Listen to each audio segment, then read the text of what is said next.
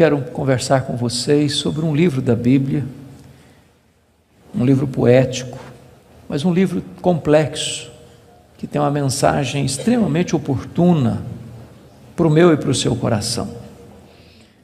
E a minha oração é que a história deste livro, que a história desse personagem, nos encoraje, nos abençoe, nos fortaleça. Por isso eu quero convidar você para abrir sua Bíblia comigo no livro de Jó, no capítulo 1. Jó, capítulo 1. Nós vamos ler dos versos 6 a 12.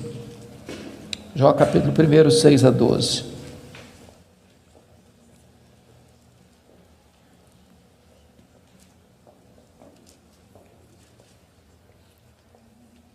Está escrito: num dia em que os filhos de Deus vieram apresentar-se perante o Senhor, veio também Satanás entre eles. Então perguntou o Senhor a Satanás: de onde vens? Satanás respondeu ao Senhor e disse: de rodear a terra e passear por ela. Perguntou ainda o Senhor a Satanás: observaste o meu servo Jó? Porque ninguém é na terra semelhante a ele, o homem íntegro e reto, temente a Deus e que se desvia do mal. Então respondeu Satanás ao Senhor: porventura Jó debalde ou inutilmente teme a Deus? Acaso não o cercaste com sebe a ele, a sua casa e a tudo quanto tem? A obra de suas mãos abençoaste, os seus bens se multiplicaram na terra. Estende, porém, a tua mão e toca-lhe em tudo quanto tem, e verás se não blasfema contra ti na tua face. Disse o Senhor a Satanás: eis que tudo quanto ele tem está em teu poder, somente contra ele não estendas a tua mão. E Satanás saiu da presença do Senhor. Agora capítulo 2, versos de 1 a 6. Num dia em que os filhos de Deus vieram apresentar-se perante o Senhor, veio também Satanás entre eles apresentar-se perante o Senhor. Então o Senhor disse a Satanás: de onde vens? Respondeu Satanás ao Senhor e disse: de rodear a terra e passear por ela. Perguntou o Senhor a Satanás: observaste o meu servo Jó? Porque ninguém é na terra semelhante a ele, homem íntegro e reto, temente a Deus e que se desvia do mal. Ele conserva a sua integridade, embora me incitasses contra ele para o consumir sem causa. Então Satanás respondeu ao Senhor: pele por pele, tudo que o homem tem dará pela sua vida. Estende, porém, a tua mão e toca-lhe nos ossos e na carne, e verás se não blasfema contra ti na tua face. Disse o Senhor a Satanás: eis que ele está em teu poder, mas poupa-lhe a vida. Irmãos, esse texto registra este episódio da reunião de Deus com seus filhos. E eu quero crer que aqui são os anjos. Eu quero crer que esta reunião aconteceu nas regiões celestes. E a Bíblia não nos dá muitos detalhes, mas nos informa que Satanás apareceu por lá. E é curioso que quem provoca a conversa é Deus, perguntando para Satanás: de onde vens? Satanás responde: de rodear a terra e passear por ela. Satanás é uma espécie de turista inveterado. Ele está por aí, está de olho, está antenado, está procurando uma brecha, está procurando alguém para devorar. E Deus cutuca de novo perguntando assim: observaste o meu servo Jó? E Deus dá o currículo de Jó. Não tem ninguém na terra semelhante a ele. Em outras palavras, é o homem mais piedoso dessa geração. Homem íntegro. Íntegro é aquilo que você é com a porta do quarto trancada sem ninguém observando. Homem reto. Reto é aquilo que você é em público e todo mundo está vendo. Homem temente a Deus, princípio da sabedoria. Homem que se desvia do mal, deliberadamente santo. Satanás poderia ter respondido assim: bom, esse eu não conheço ainda não, ando meio ocupado, tenho outras prioridades, quem sabe um dia eu dou uma olhada nele. Mas não foi a resposta de Satanás. Satanás respondeu assim: mas também puderas, desse jeito aí, qualquer um te adora, tu tens abençoado a vida deste homem, Tu tens cercado a casa deste homem com uma grande muralha de proteção. Os bens deste homem multiplicam na terra. Tudo que esse cara bota a mão vira dinheiro. Desse jeito aí qualquer um te adora. E Satanás insinua duas coisas aqui. Primeiro, ele insinua que Deus precisa subornar as pessoas com bênçãos para receber delas adoração. Satanás insinua que ninguém adora a Deus por quem Deus é, apenas por aquilo que Deus dá. Satanás insinua que as pessoas só se aproximam de Deus por causa das bênçãos de Deus e não por causa do caráter de Deus. Satanás insinua mais. Ele insinua que Jó não é honesto quando adora a Deus. Ele insinua que Jó descobriu que religião é uma grande sacada, que esse negócio de religião dá lucro, que o vetor que move Jó em direção a Deus é o lucro.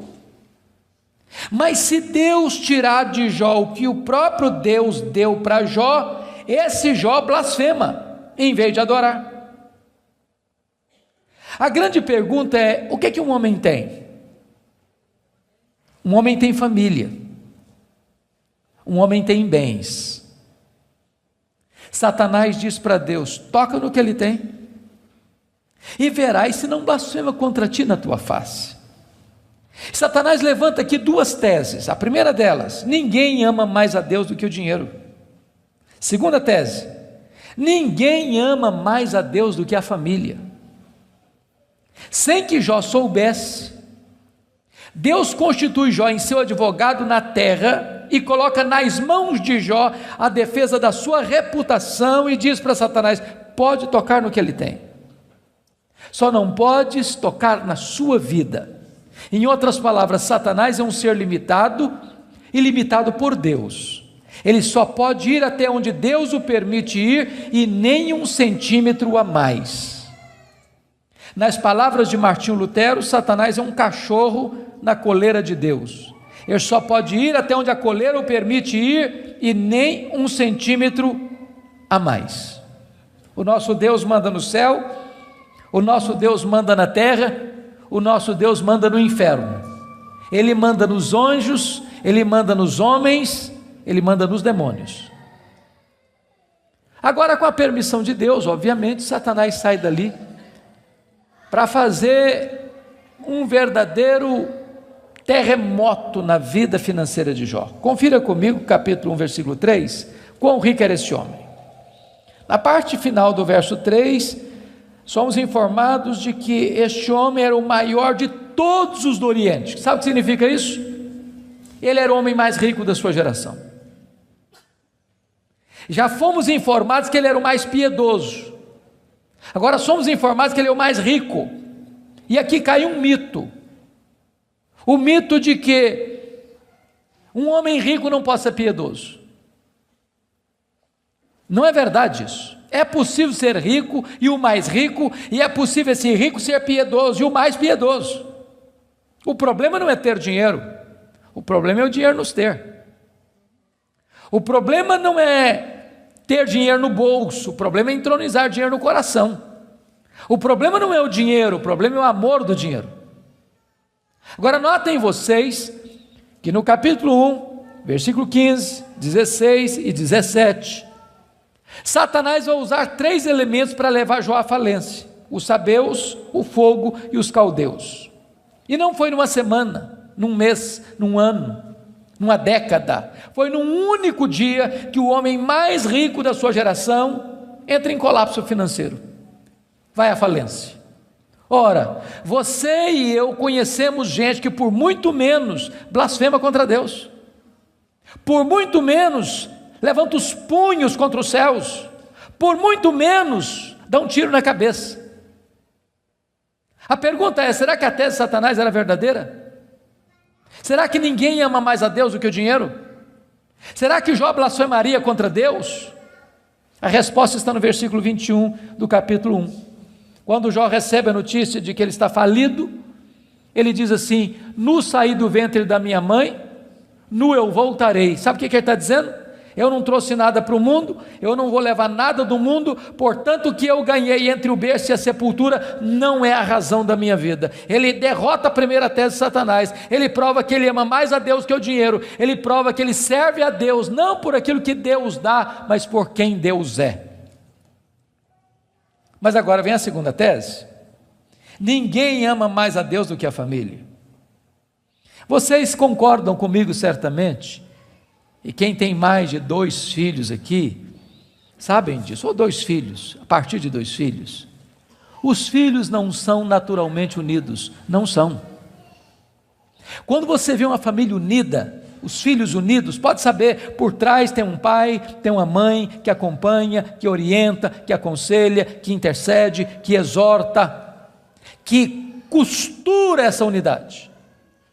Agora, quando tem dinheiro é mais complicado ainda, porque dinheiro não tem liga, dinheiro não tem amálgama. Se você perceber no capítulo 1, versículo 2, Jó tinha 7 filhos e 3 filhas.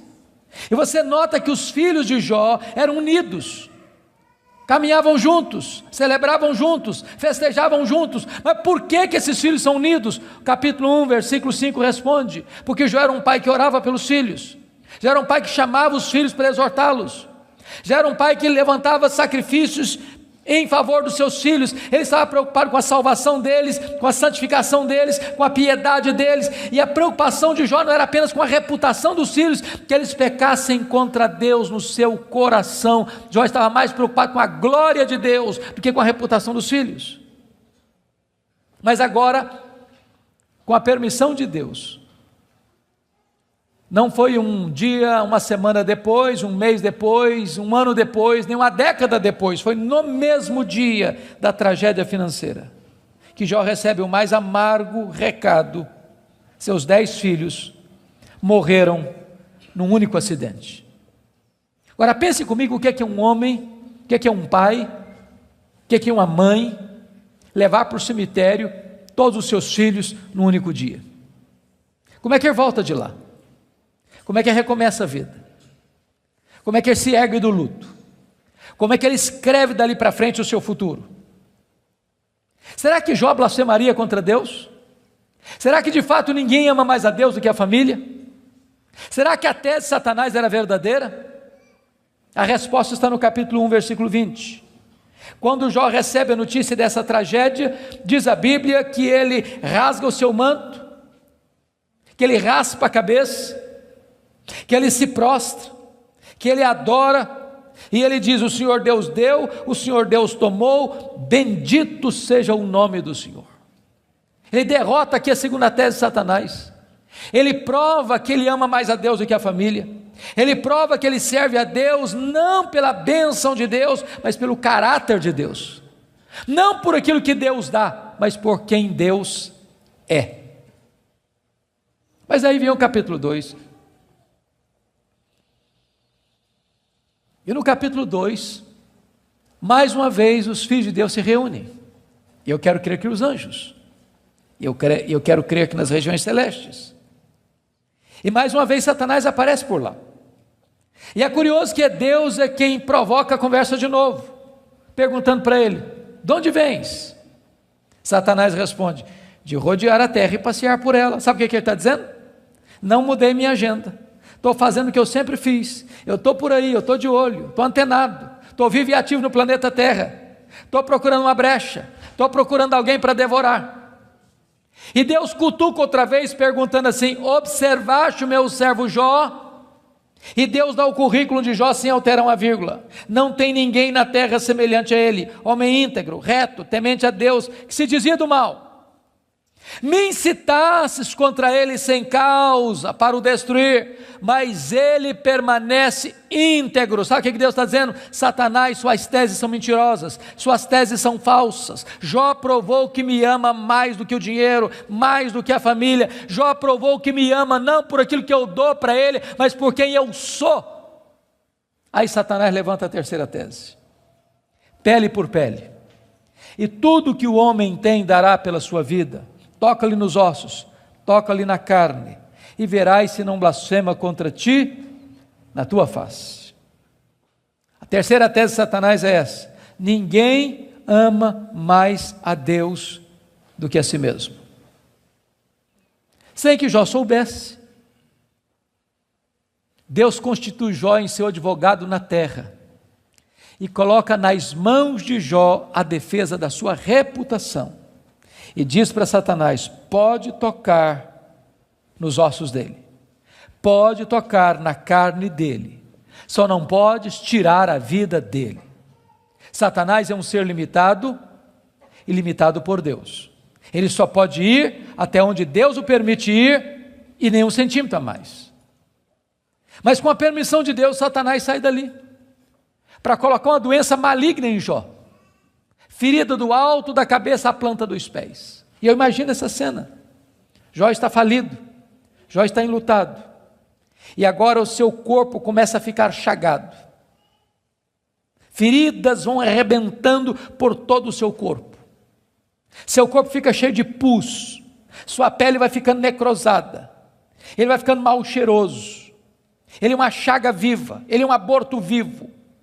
E diz a Bíblia que outras bolhas vão se formando, e ele precisa pegar um caco, talvez de telha, para raspar sua pele necrosada.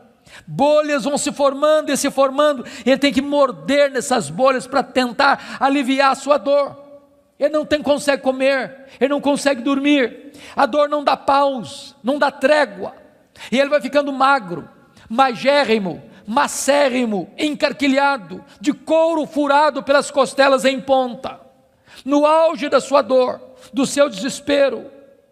A sua mulher olha para ele, um espectro humano, uma chaga viva, se revolta contra Deus e diz: ainda conservas a tua integridade, Jó? Amaldiçoa o teu Deus e morre. Deus não é digno de ser adorado no sofrimento. Acaba com isso, tenha hombridade e coragem de dar cabo da sua vida. E Jó responde para ela no capítulo 2, verso 10: tu falas como uma louca. Nós temos recebido o bem de Deus, não receberíamos também o mal? Em tudo isso, diz o texto, Jó não pecou contra Deus com os seus lábios. Ele derrota aqui a terceira tese de Satanás. Ele provou que amava mais a Deus do que a si mesmo. Ele provou que ele servia a Deus não por aquilo que Deus dá, mas por quem Deus é. Mas confira comigo capítulo 2, versículo 11. Aí vieram os amigos. Elifaz, Bildade e Zofar combinaram ir juntamente condoer-se de Jó, para consolá-lo. Diz o verso 12 que eles levantaram de longe os olhos, não reconheceram Jó. Eles ergueram a voz e choraram, cada um rasgou o seu manto, lançou pó sobre a cabeça. Sentaram-se com Jó na terra 7 dias e 7 noites. Nenhum lhe dizia palavra alguma, pois viam que a dor de Jó era muito grande. E eu quero fazer uma pergunta para você. Esses homens eram amigos de Jó? Esses homens eram amigos de Jó? É claro que eram. É claro que eram.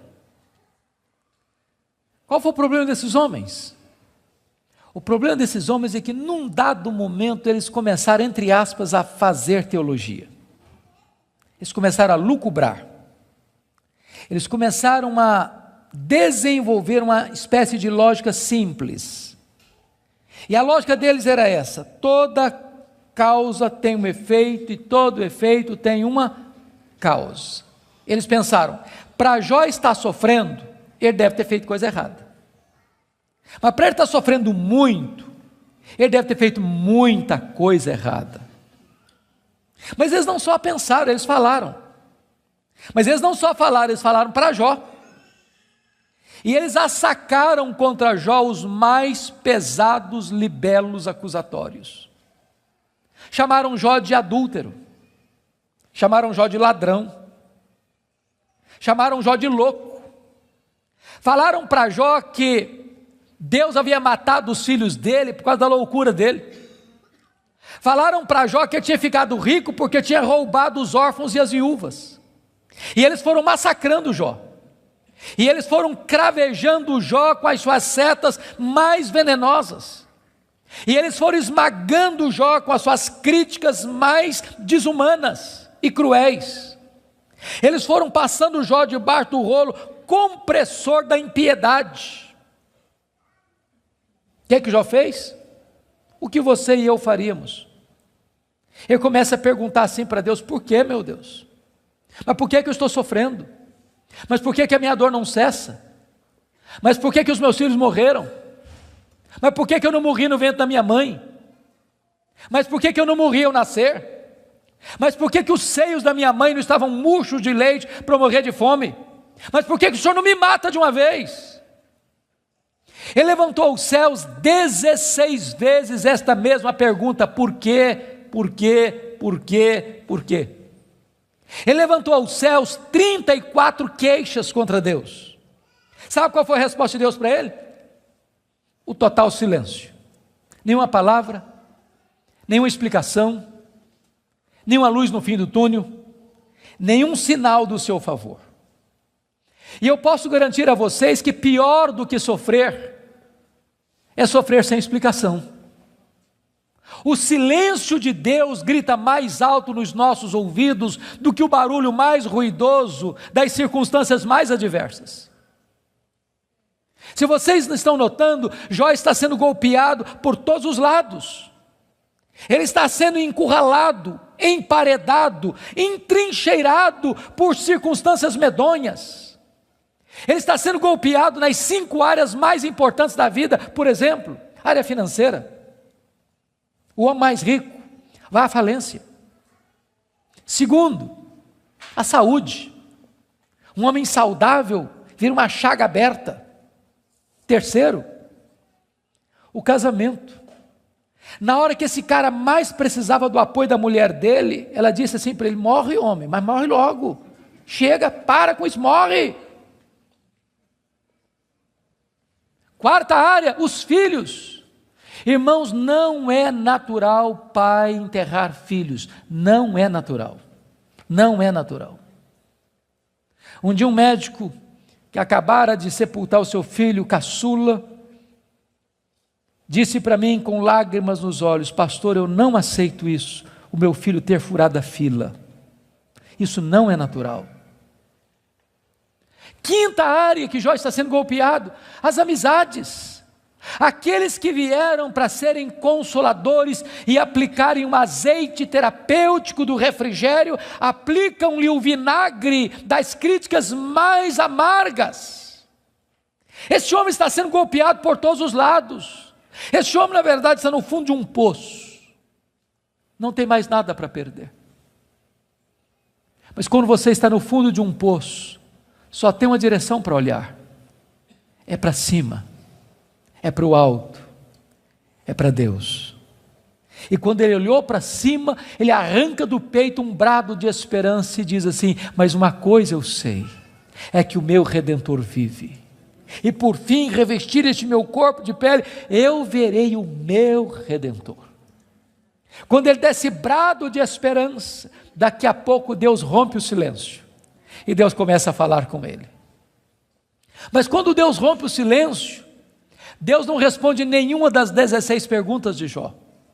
Quando Deus rompe o silêncio, Deus não responde nenhuma das 34 queixas de Jó.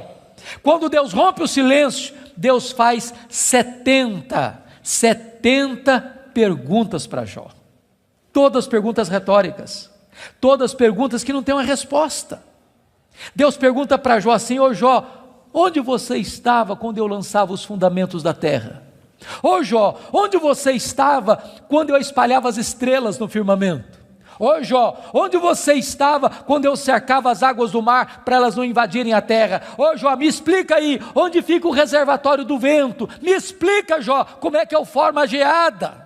E Deus foi abrindo as comportas dos céus e despejando em catadupas, torrentes caudalosas do seu conhecimento, da sua majestade, da sua soberania sobre Jó. E Jó, ao ser esmagado por esta gloriosa revelação de Deus, ele foi se encolhendo, ele foi se encolhendo, ele foi se encolhendo, ele foi se encolhendo, para descobrir as 5 verdades mais sublimes da sua vida, que mudaram a sua história Verdades essas que espero em Deus impactem nesta noite o seu e o meu coração.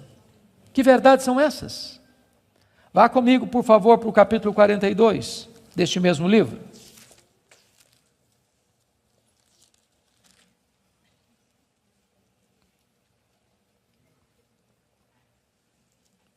A primeira verdade que mudou a história de Jó, irmãos, está aqui no capítulo 42, versículo 1 e versículo 2.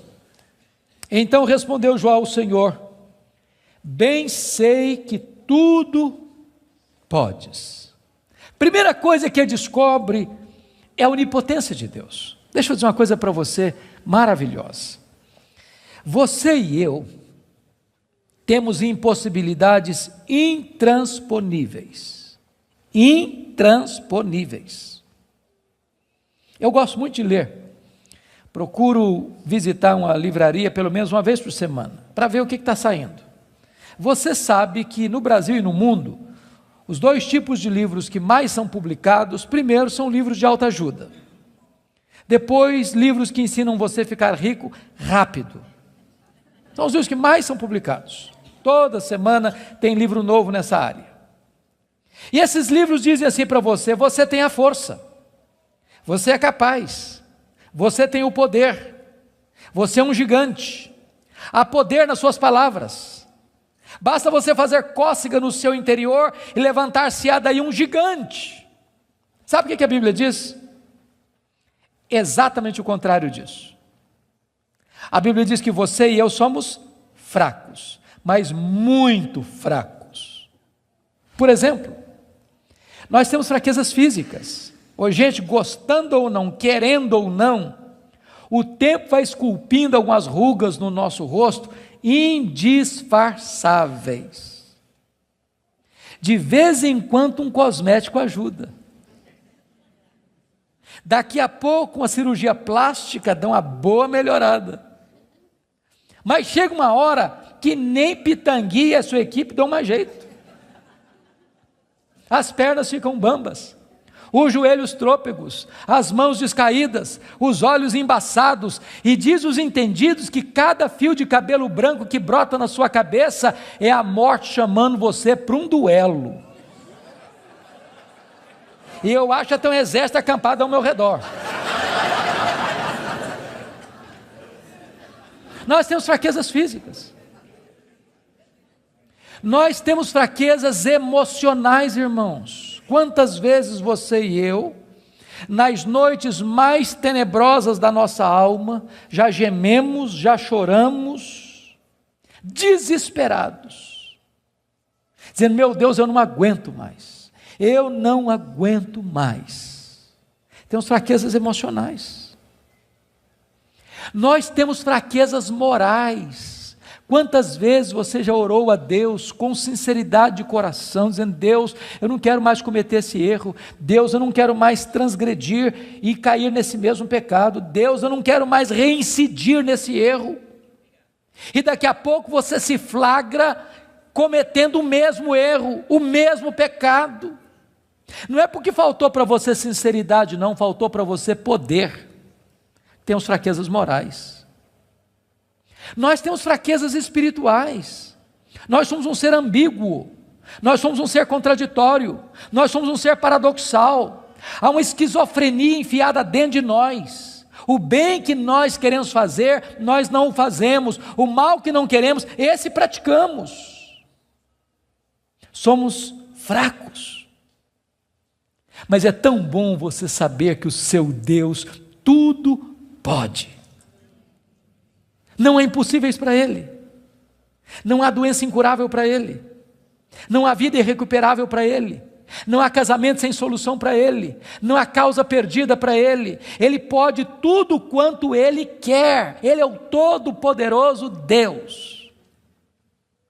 A grande pergunta, portanto, é esta: quem é o seu Deus?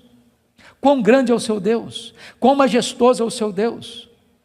A W. Tozer, um dos mais importantes escritores do século passado, ele diz que o maior problema da igreja é que ela passa a maior parte do tempo tomando o seu próprio pulso e olhando para o seu próprio umbigo. quando na verdade o nosso principal propósito deveria ser de conhecer a Deus, porque Daniel 11:32 diz que aquele que conhece a Deus é um povo forte e ativo. Quem é o seu Deus? Quão grande é o seu Deus? Quão majestoso é o seu Deus? Quando o profeta Isaías estava escrevendo o seu livro, e agora nós sabemos no capítulo 40, ele diz que o meu Deus, diz Isaías, é aquele que mede as águas na concha da sua mão. Pense comigo no Pacífico, no Atlântico, no Índico, no Mediterrâneo, nos rios, nos mares. Deus mede as águas na concha da sua mão. Vá ao Atlântico, tente esvaziá-lo com um baldinho, veja quanto tempo você vai levar. Diz: o meu Deus é aquele que pesa o pó das montanhas em balança de precisão, como se estivesse pesando partículas de ouro. Ele diz: o meu Deus, ele mede os céus a palmos. Ele diz: o meu Deus espalha as estrelas no firmamento, e por ser forte em força e grande em poder, quando as chama, nenhuma delas vem a faltar. Agora pergunte para um astrônomo, qual é o tamanho desse universo que Deus mediu a palmos? Sabe qual é a resposta dele? Eu não sei. Mas você sabe. Você sabe. Você sabe que o universo não é infinito, porque a infinitude é um atributo exclusivo de Deus. Mas os astrônomos afirmam que o nosso universo tem mais de 93 bilhões de anos-luz de diâmetro. O que significa isso? Significa que se você pudesse voar à velocidade da luz, 300 mil quilômetros por segundo, nessa velocidade você demoraria mais de 93 bilhões de anos para ir de uma extremidade à outra do universo. Pois Deus criou tudo isso, Ele é maior do que tudo isso, Ele é seu Pai, e Ele está dizendo: Ele tudo pode. Pergunte a um astrônomo quantas estrelas existem. Sabe qual é a resposta dele? Eu não sei. Mas eles afirmam categórica e insofismavelmente que há mais estrelas no universo do que grãos de areia em todas as praias e desertos do nosso planeta. Vá um dia à praia, encha a concha da sua mão de areia, leve para casa, bote numa tábua de vidro e conte quantos grãos de areia você consegue colocar na concha da sua mão. Há mais grãos de areia, há mais estrelas no firmamento que todos os grãos de areia de todas as praias e desertos do nosso planeta. Deus não apenas criou todas elas, Deus conhece cada uma delas pelo nome, e por ser forte em força e grande em poder, quando as chama, nenhuma delas vem a faltar. Este é o seu Deus, Ele tudo pode. Mas não é apenas o macro-universo que nos impressiona, não, o micro também. Se você for hoje na sua casa, lá no quintal ou na varanda que tem uma planta, tire lá uma folha, por mais tenra e delgada que ela seja, ela é tão complexa quanto a região metropolitana da Grande Campinas. Chegue em casa hoje, vá na geladeira, pega um ovo, quebre numa frigideira. Aquela gema é mais complexa do que qualquer máquina que o homem jamais inventou. Dr. John Wilson, que é uma das maiores autoridades em oftalmologia no mundo, disse que há em cada um dos nossos olhos em torno de 2 milhões de fios duplos encapados, e se não for assim haveria um curto-circuito e nós ficaríamos cegos. Dr. Marshall Nirenberg, prêmio Nobel de Biologia, fez uma das mais fantásticas descobertas no século passado. Ele descobriu que nós somos um ser programado geneticamente. Ele descobriu que nós somos um ser computadorizadamente, geneticamente. Ele descobriu que você e eu temos em torno de 60 trilhões de células vivas no nosso corpo. Ele descobriu que em cada uma dessas células nós temos 1,70 m de fita DNA, onde estão gravados e computadorizados todos os nossos dados genéticos, a cor dos nossos olhos, a cor da nossa pele, o nosso temperamento. Se você espichar a fita DNA do seu corpo, você tem 102 trilhões de metros de fita DNA, você tem 102 bilhões de quilômetros de fita DNA no seu corpo. Daria para dar diversas voltas no sistema planetário. Dr. Louis vai dizer que códigos de vida não se originam espontaneamente. Códigos de vida não se originam de uma explosão de milhões, de uma explosão, a mega explosão cósmica. Códigos de vida não se originam de uma evolução de milhões e milhões de anos. Códigos de vida foram plantados em você pelo Deus Todo-Poderoso, Criador dos céus e da terra. Ele tudo pode. Deixa eu ilustrar isso para você. Um pai caminhava pela rua com seu filho de 4 anos. Eu acho que todos vocês concordam comigo que as crianças parece que fizeram um curso de pós-doutorado em perguntas difíceis. Eu não conheço ninguém que faz pergunta mais complicada do que criança. E o menino voltou para o pai e perguntou assim: papai, qual é o tamanho de Deus? E o pai engasgou, porque não tinha uma resposta pronta para um menino de 4 anos.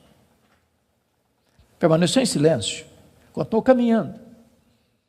Daqui a pouquinho o pai escuta o ronco das turbinas de um avião supersônico lá nas alturas excelsas e diz: filho, olha para cima.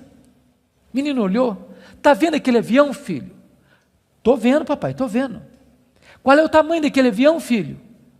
Ah, papai, muito pequeno, estava muito longe. O pai pegou o menino pelo braço, levou no aeroporto. Lá tinha um jumbão de mais de 400 passageiros estacionado. O pai chegou bem próximo e disse: filho, está vendo esse avião? Estou, papai, estou vendo. Qual é o tamanho desse avião, meu filho? Ih, papai, mas grande, muito grande. O pai disse: filho, Deus é do mesmo jeito. Quando você está longe de Deus, meu filho, Deus parece pequeno para você. Aí seus problemas ficam enormes. Mas quando você está perto de Deus, meu filho, Deus é grande para você. Aí os seus problemas ficam pequenos. Agora eu sei que tudo podes. A segunda verdade que mudou a vida de Jó está aí no versículo 2. E nenhum dos teus planos pode ser frustrado. Irmãos, não tem acaso, não tem sorte, não tem azar, não tem determinismo, não tem feitiço, não tem esse negócio de olho gordo. Você não precisa ter medo de sexta-feira 13. Você sabe que a mão de Deus dirige o seu destino. Nem um fio de cabelo da sua cabeça pode ser tocado sem que Deus saiba, sem que Deus permita, sem que Deus tenha um propósito. Quando você entende que Deus governa o universo, que Deus governa até uma folha que cai no outono, que nenhum pássaro, nenhum pardal pode cair ao chão sem que Deus saiba e permita, você vai entender que você não é uma lasca de lenha jogada no mar da vida, empurrado de um lado para o outro ao sabor das circunstâncias. A sua vida está nas mãos daquele que está assentado na sala de comando do universo. Ele está no controle. Não há acaso, não há azar, ele dirige o seu destino. Você pode dizer como Paulo: sabemos que todas as coisas cooperam para o bem daqueles que amam a Deus, daqueles que são chamados segundo o seu propósito. A terceira verdade que mudou a vida de Jó está aí no versículo 3, confira comigo. Ele diz assim: na verdade eu falei do que eu não entendia, coisas maravilhosas demais para mim. Ele reconhece a limitação do seu conhecimento. Mas para você entender isso aqui, eu lhe daria um conselho, se é que posso. Tira um sábado, tira um feriado, dá uma lida em Jó numa sentada só. Você vai descobrir coisa maravilhosa. Você vai descobrir que Jó, ao longo do livro, fez 3 coisas. Ele perguntou, ele se queixou e ele se defendeu. 3 coisas que ele fez. E você sabe disso, quando ele está machucado, quando ele está ferido, quando a gente está se sentindo injustiçado, sabe o que a gente faz? A gente fala, se defende, e às vezes quando a gente está sofrido demais, machucado demais, doído demais, a gente fala muita coisa sem entender. Quando Deus despeja a glória dele em cima de Jó, Jó bota a mão na boca e diz: meu Deus, quanta coisa que eu falei sem entender. Sabe o que eu aprendo com isso? Quando você encontrar alguém que parece sabichão demais, que sabe demais, que fica arrotando em cima de você conhecimento demais, você está perto de uma pessoa que sabe quase nada. que quem sabe, sabe que não sabe. Quanto mais você sabe que você não sabe, porque o que você não sabe é muito mais do que o que você sabe. Portanto, quem sabe, não estufa o peito, não fica empavonado. Não dá para ficar na presença do Todo-Poderoso Deus com soberba, com altivez, com arrogância. Jó começa a entender que Deus é Deus e Ele é homem.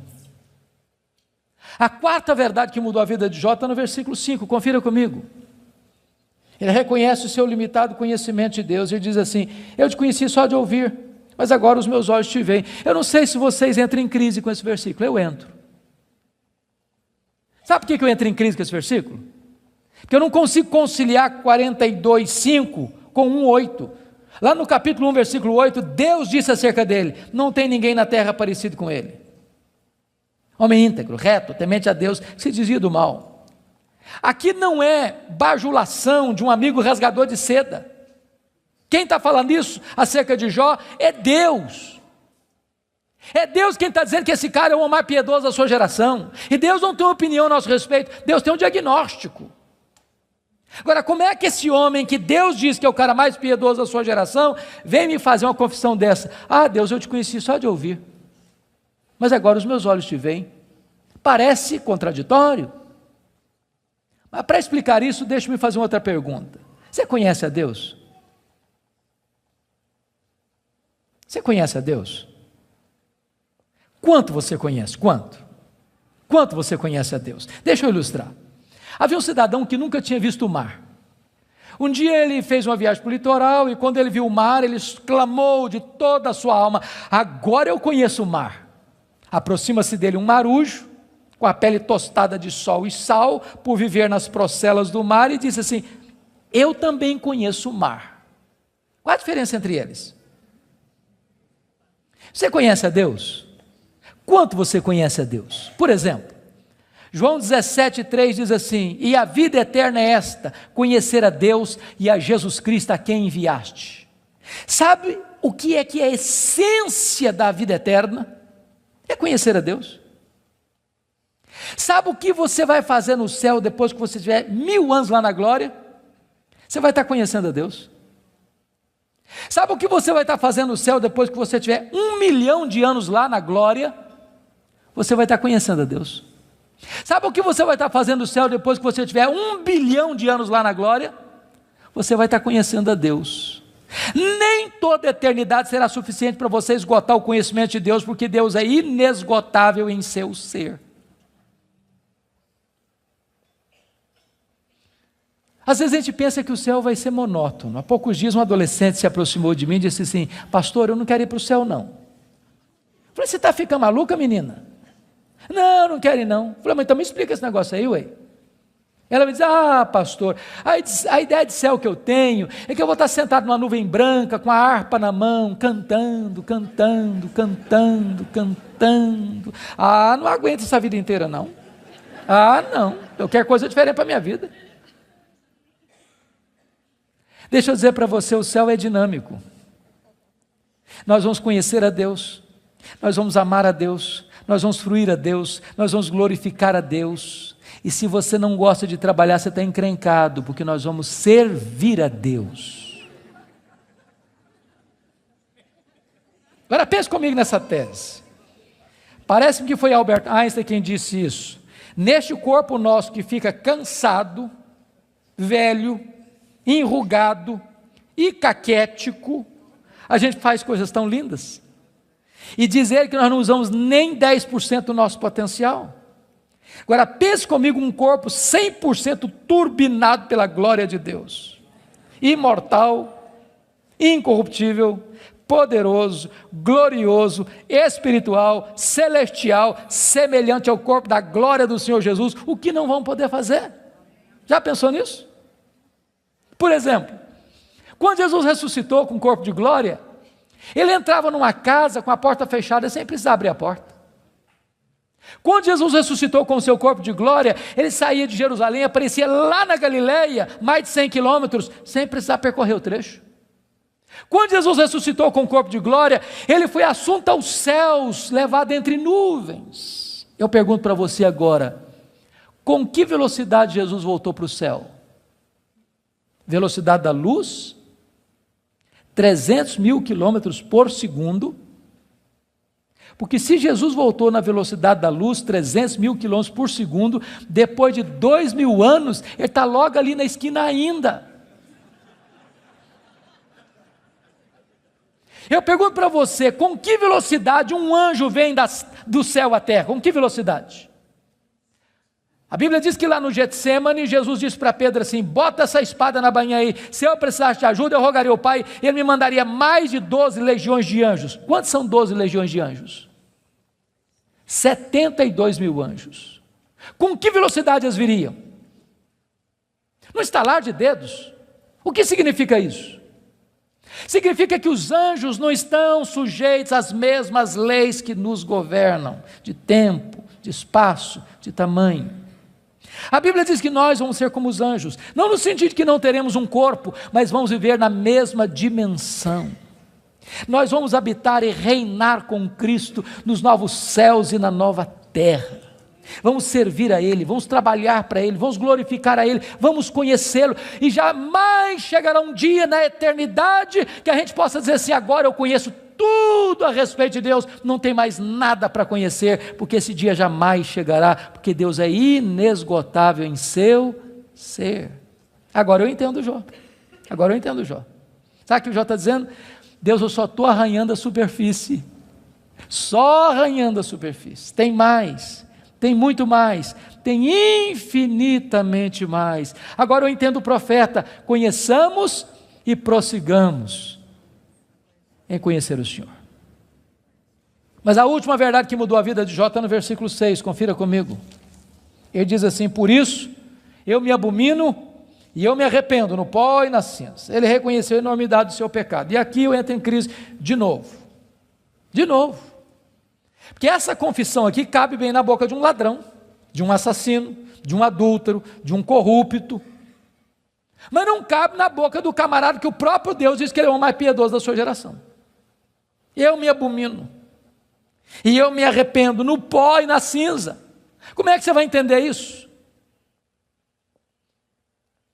A grande questão aqui é a seguinte, irmãos, as pessoas que mais sofrem e lamentam os seus pecados não são as pessoas que mais pecam. As pessoas que mais choram, lamentam e confessam os seus pecados são as pessoas que mais perto de Deus andam. Quem anda longe de Deus nem consciência de pecado tem. Eu estava pregando final do ano passado no Hospital Cruz Azul em São Paulo. E a Eleni Vassão, que é capelã, me disse, nós lidamos com uma situação muito triste, agora recente. Eu perguntei, o que foi, Eleni? O que aconteceu? Ela me disse que chega no hospital uma moça, com seus pais, com hemorragia muito severa. E quando o médico foi examinar aquela moça, o médico disse, essa menina acabou de ter um bebê. Essa moça acabou de ter um bebê. E a moça protestou, falou, não, o senhor está enganado, eu não estava grávida não. Os pais disseram, não, essa moça não estava grávida. E o médico radicalizou, pois essa moça acabou de ter um bebê. E a família inteira negou. E o médico radicalizou de novo, tragam-me o bebê, senão eu denuncio o fato à polícia. Daqui meia hora, chegou um bebê, morto, numa caixa de isopor. E Helene disse, pastor, nenhum sintoma de culpa, nem nos pais, nem na moça, nenhum sofrimento.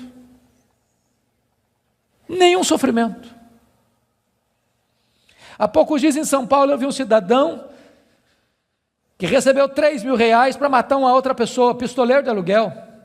Ele nunca tinha visto aquele homem nunca tinha falado mal dele, nunca tinha feito mal para ele. Ele recebeu 3 mil reais, botou no bolso, foi lá, deu 5 tiros na pessoa, matou a pessoa, foi para casa, tomou um banho, jantou e dormiu. Nenhuma culpa. Mas quem anda na presença de Deus, aquele que é santo, não pode se aproximar dele sem dizer, ai de mim, Senhor, eu estou perdido. Não pode se aproximar dele sem dizer: Senhor, eu me abomino no pó e na cinza, eu me arrependo. Porque na presença desse Deus, até os serafins cobrem o rosto. Então preste bem atenção nisso. Se você encontrar um crente que toda hora que ele falar com você, ele é o herói, ele tem uma história para contar, onde ele está na frente, onde ele sabe mais, onde ele é mais piedoso, onde ele sempre está contando os seus feitos, os seus prodígios, e enaltecendo a si mesmo, e batendo palmas para si mesmo, pode ter certeza, você está perto de alguém que está longe de Deus. Porque é impossível estar na presença de Deus sem dizer: ai de mim, Senhor, ai de mim, Senhor, ai de mim, Senhor. Agora eu não sei se você já parou para perguntar por que Deus restaurou a sorte de Jó, versículo 10, quando ele orava para os seus amigos. Já perguntou isso? Por que Deus restaurou a sorte dele quando ele orava pelos seus amigos? Deixa eu fazer uma perguntinha para você. Alguém já falou mal de você alguma vez? Ou você é um cara tão espiritual que nunca ninguém falou mal de você? O que você sente quando alguém fala mal de você? Você fica feliz? Você dá pulos de alegria? O que vocês acham que Jó sentiu quando os amigos dele falaram assim: você é um ladrão, cara? Ô Jó, você é adúltero. Sabe por que você está rico assim, que você ficou rico, cara? Você roubou as viúvas, roubou os órfãos. Ô Jó, sabe por que você enterrou aqueles meninos? Você é louco, Deus pesou a mão sobre você, porque você é louco, por isso que os meninos morreram, além de enterrar os filhos, ainda recebe a culpa. O que vocês acham que Jó sentiu, irmãos? Sabe o que ele fez? Ele se defendeu, mas quem se defende, sabe o que tem às vezes no coração? Dor, mágoa, ressentimento. Sabe o que Deus está falando para esse homem ser restaurado? Deus está dizendo: meu filho, saia desta arena da autodefesa e entre na brecha da intercessão. Porque enquanto você se defende e tem mágoa, mas você não consegue orar por alguém e ter mágoa desse alguém ao mesmo tempo. Quando você ora por alguém, a oração restaura você e restaura as pessoas pelas quais você ora. Enquanto Jó orava, Deus restaurou a sua sorte. Satanás tentou destruir as 5 áreas da vida de Jó, pois essas mesmas 5 áreas Deus restaurou uma a uma. Primeira área que Deus restaurou, confira comigo, versículo 16, foi a saúde dele. Ele passou a ter mais 140 anos. Viu os filhos dos filhos até a 3ª e 4ª geração. Eu acho que não ficou nem cicatriz, nem sequela. Eu quero dizer para você que Deus está aqui nesta noite, Ele é o mesmo Deus, e Ele pode curar. Ele é o Deus que cura. A segunda área que Deus restaurou, amados irmãos, foi a financeira. Confira o versículo 12. E é curioso que se você compara 1:3 com 42:12, ele recebeu tudo em dobro. Você já era o mais rico antes, agora ele é duplamente o mais rico. Eu quero dizer para você que Deus está aqui, Ele é o Deus da restituição. A terceira área que Deus restaurou foram os amigos. Confira comigo o versículo 8. E eu acho isso magnífico. Sabe por quê? Porque aqueles homens que cravejaram Jó com as suas críticas, Deus diz para eles assim: pois é, vocês lembram aquele cara que vocês criticaram? Vocês vão ter que ir nele. Vocês vão ter que ir lá nele, para ele orar por vocês. Vocês lembram? Vocês falaram dele? Pois é, aquele cara é mais justo que vocês. Sabe o que Deus está fazendo aqui? Honrando Jó. Honrando Jó. Eu vou dizer uma frase aqui hoje, se vocês guardarem essa frase, eu me dou por satisfeito essa noite. É muito simples, mas é a síntese do que eu estou falando. Cuida da tua piedade, e Deus cuidará da tua reputação. Você não tem que se defender, você tem que orar, porque quando você ora, Deus defende você. Quando você leva Deus a sério, as pessoas que criticaram você vão ter que voltar a você e mudar de opinião a seu respeito. Deus restaurou Jó, Deus restaurou os amigos de Jó. A quarta área que Deus restaurou foi o casamento. Agora pense só um pouquinho comigo, só um pouquinho. Quando Jó estava numa magrela, a mulher dele disse assim: morre homem, morre logo cara, morre. Agora o Jó está curado.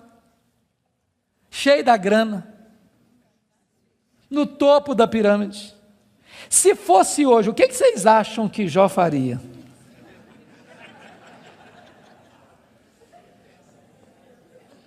Eu acho que ele ia dizer assim, você queria que eu morresse, né? A fila andou, minha filha. Estou noutra. Irmãos queridos, Deus não faz a obra pela metade. Deus curou o coração da mulher dele, Deus curou o coração dele, Deus restaurou o casamento deles. Há poucos dias, chegou uma mulher para mim e disse assim: pastor, eu estou me divorciando. Eu tomei um susto, falei, mas divorciando? Falei, estou me divorciando. E eu perguntei, mas por quê?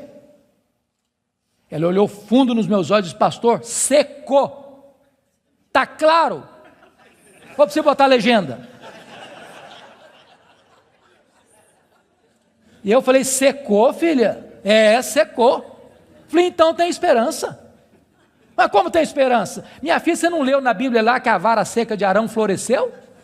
Pois Deus faz o que está seco florescer. Ela falou, pastor, o senhor está meio bruto, o senhor não me entende não, o senhor não compreende a minha linguagem, não, estou falando do senhor que morreu.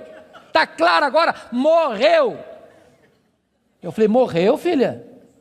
Morreu, sim, senhor. Falei, então tem esperança? Ué, você não já leu na Bíblia que Jesus ressuscita os mortos?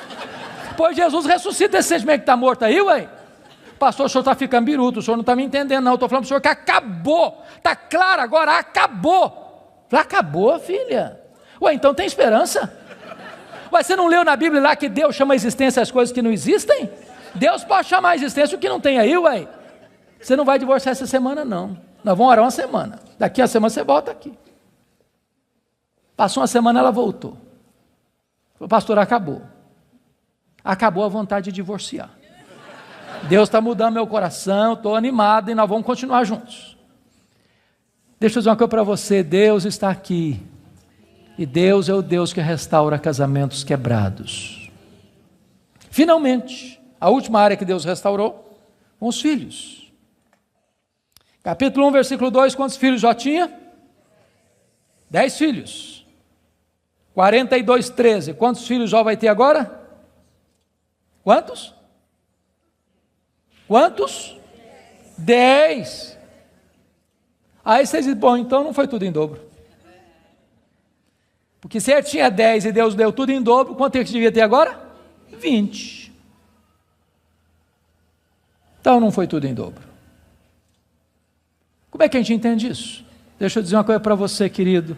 Quando uma ovelha morre, você perde uma ovelha. Mas quando um filho morre, você não perde um filho. Como aquele pai que voltava do cemitério, e o amigo disse, meus sentimentos, eu soube que o senhor perdeu o seu filho. Ele disse, não, eu não perdi meu filho. Você perde alguém quando você não sabe onde ele está. Eu sei onde está meu filho, eu sei com quem está meu filho está no céu, meu filho está com Jesus, eu não perdi o meu filho. Jó agora tem 10 filhos na terra, Jó agora tem 10 filhos no céu. Deus restaurou completamente.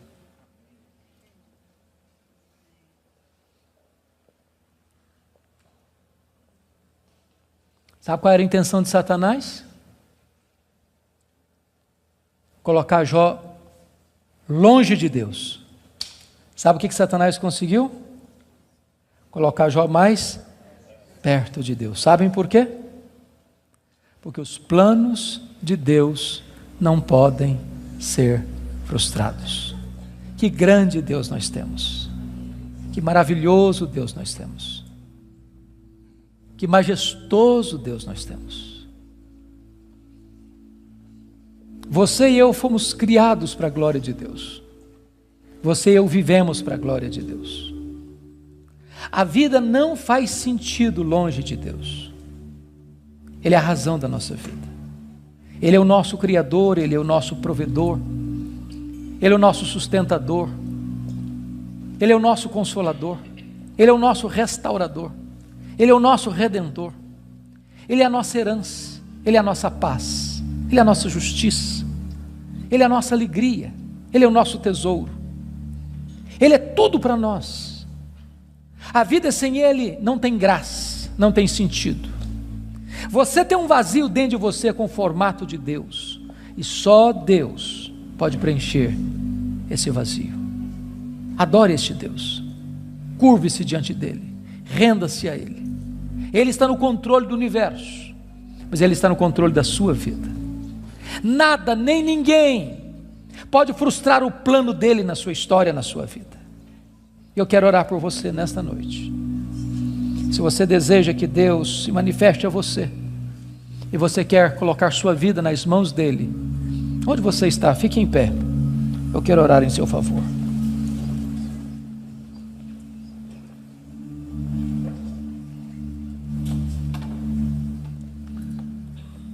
Ó Deus, nós te adoramos nesta noite, porque só Tu és Deus, o Todo-Poderoso Deus, o Deus que não é forjado por mãos humanas, o Deus que não foi criado pela imaginação dos homens, o Deus que é, o Deus eterno, o Deus criador, sustentador da vida, o Deus da nossa salvação.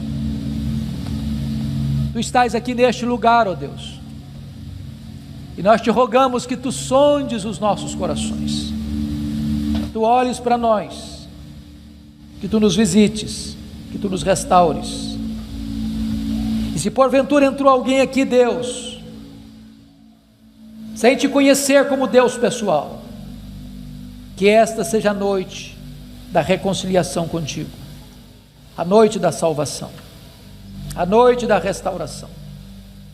Se alguém entrou aqui, Deus, passando crises na vida financeira, na saúde, no casamento, na relação com os filhos, na relação com os amigos, que essa seja uma noite de cura e de restauração. Se alguém entrou aqui, Deus, cheio de perguntas e de queixas, sem respostas, que nesta noite Tu te reveles a este coração, dando respostas aos céus, que aliviem a alma, que aquietem o coração. Conceda a Tua graça sobre o Teu povo, derrama sobre nós a luz do Teu rosto. Queremos viver para Te conhecer, para Te honrar, para Te exaltar, para nos deleitarmos em Ti, porque Tu és a fonte de todo o nosso prazer. Glória ao Teu nome, pela Tua palavra, glória ao Teu nome, pela Tua igreja, glória ao Teu nome, pelas famílias aqui presentes, glória ao Teu nome, por esse tempo precioso de culto. Nós Te adoramos, na pessoa do Teu Filho, nosso Redentor. Aleluia. Amém.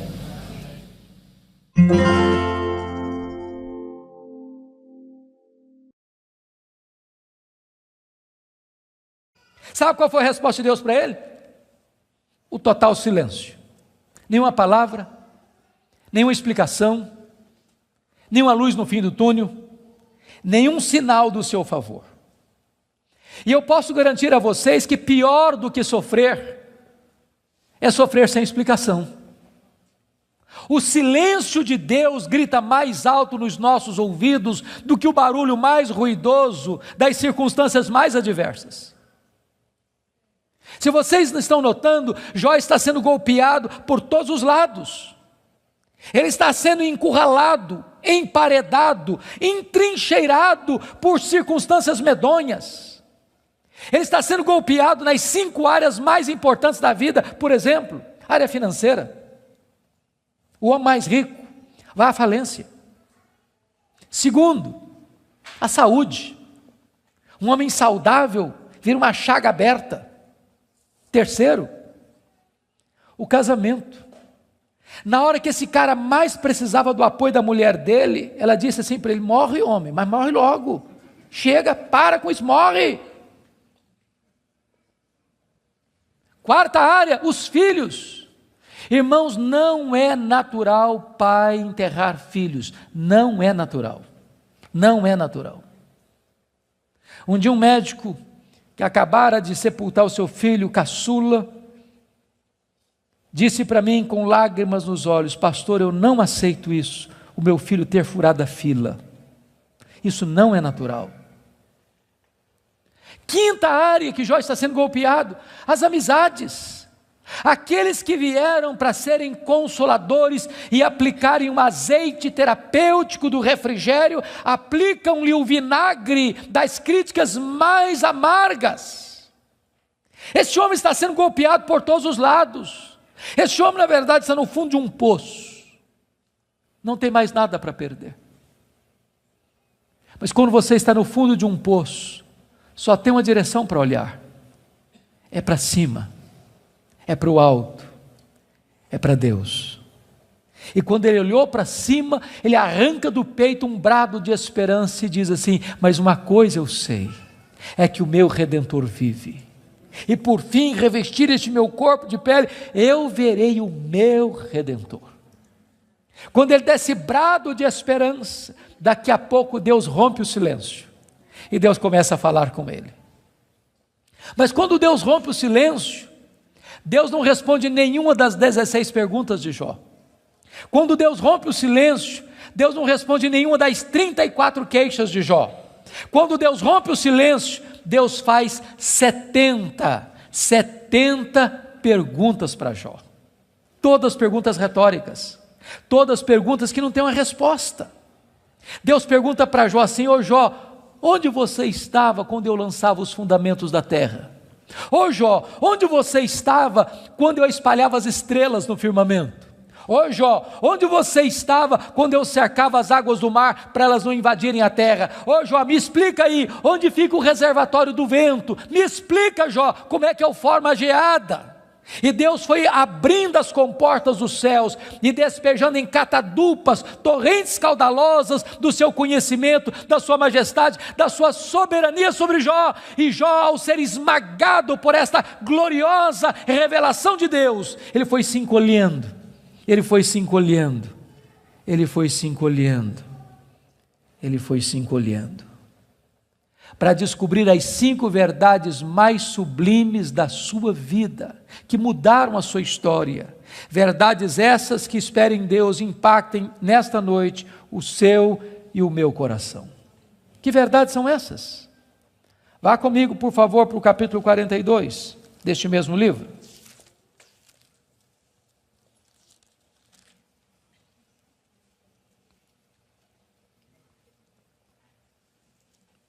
A primeira verdade que mudou a história de Jó, irmãos, está aqui no capítulo 42, versículo 1 e versículo 2. Então respondeu Jó ao Senhor: bem sei que tudo podes. Primeira coisa que ele descobre é a onipotência de Deus. Deixa eu dizer uma coisa para você maravilhosa. Você e eu temos impossibilidades intransponíveis. Intransponíveis. Eu gosto muito de ler. Procuro visitar uma livraria pelo menos uma vez por semana, para ver o que está saindo. Você sabe que no Brasil e no mundo, os 2 tipos de livros que mais são publicados, primeiro são livros de autoajuda. Depois, livros que ensinam você a ficar rico rápido. São os livros que mais são publicados. Toda semana tem livro novo nessa área. E esses livros dizem assim para você: você tem a força, você é capaz, você tem o poder, você é um gigante, há poder nas suas palavras, basta você fazer cócega no seu interior e levantar-se-á daí um gigante. Sabe o que a Bíblia diz? Exatamente o contrário disso. A Bíblia diz que você e eu somos fracos, mas muito fracos. Por exemplo, nós temos fraquezas físicas. Hoje, gente, gostando ou não, querendo ou não, o tempo vai esculpindo algumas rugas no nosso rosto, indisfarçáveis. De vez em quando um cosmético ajuda. Daqui a pouco uma cirurgia plástica dá uma boa melhorada. Mas chega uma hora que nem Pitangui e a sua equipe dão mais jeito. As pernas ficam bambas, os joelhos trôpegos, as mãos descaídas, os olhos embaçados, e diz os entendidos que cada fio de cabelo branco que brota na sua cabeça é a morte chamando você para um duelo. E eu acho até um exército acampado ao meu redor. Nós temos fraquezas físicas. Nós temos fraquezas emocionais, irmãos. Quantas vezes você e eu, nas noites mais tenebrosas da nossa alma, já gememos, já choramos, desesperados, dizendo: meu Deus, eu não aguento mais, eu não aguento mais. Temos fraquezas emocionais. Nós temos fraquezas morais. Quantas vezes você já orou a Deus com sinceridade de coração, dizendo: Deus, eu não quero mais cometer esse erro, Deus, eu não quero mais transgredir e cair nesse mesmo pecado, Deus, eu não quero mais reincidir nesse erro, e daqui a pouco você se flagra cometendo o mesmo erro, o mesmo pecado. Não é porque faltou para você sinceridade, não, faltou para você poder. Temos fraquezas morais. Nós temos fraquezas espirituais. Nós somos um ser ambíguo, nós somos um ser contraditório, nós somos um ser paradoxal.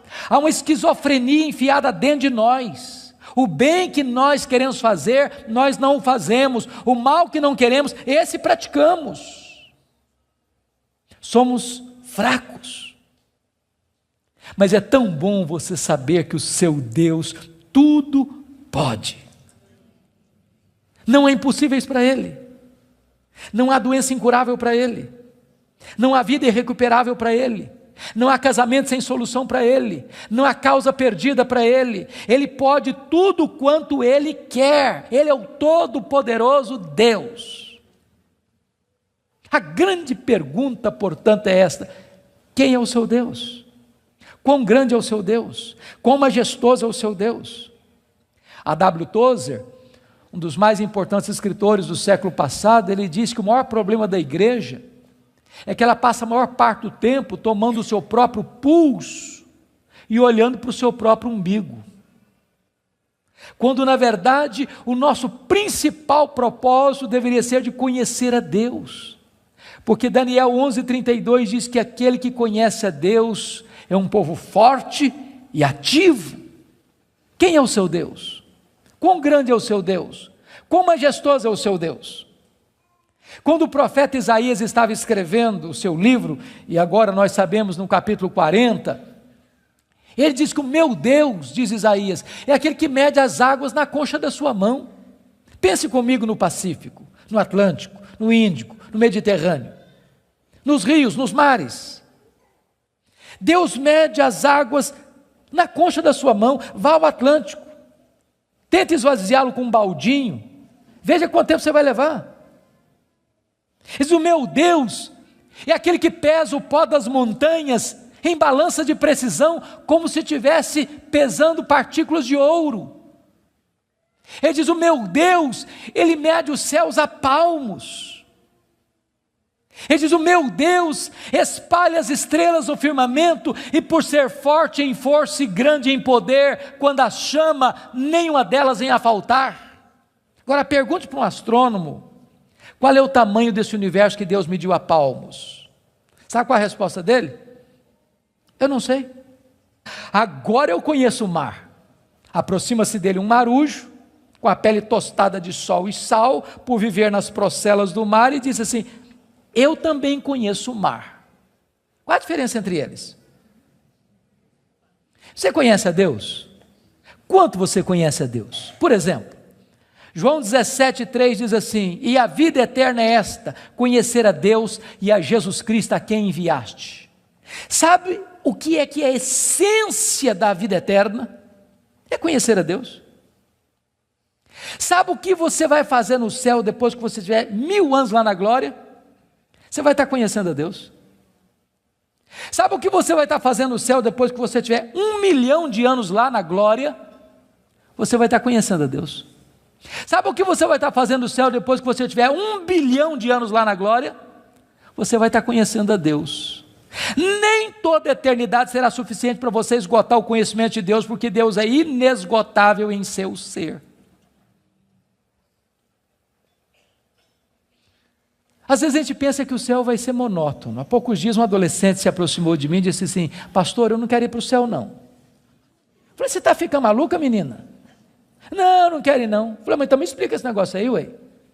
Ela me diz: ah, pastor, a ideia de céu que eu tenho é que eu vou estar sentado numa nuvem branca, com a harpa na mão, cantando, cantando, cantando, cantando. Ah, não aguento essa vida inteira não. Ah, não, eu quero coisa diferente para a minha vida. Deixa eu dizer para você, o céu é dinâmico.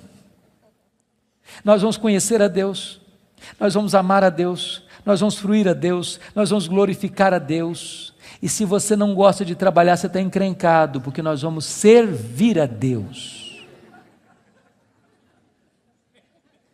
Agora pense comigo nessa tese. Parece-me que foi Albert Einstein quem disse isso. Neste corpo nosso que fica cansado, velho, enrugado e caquético, a gente faz coisas tão lindas. E dizer que nós não usamos nem 10% do nosso potencial. Agora pense comigo um corpo 100% turbinado pela glória de Deus. Imortal, incorruptível, poderoso, glorioso, espiritual, celestial, semelhante ao corpo da glória do Senhor Jesus. O que não vamos poder fazer?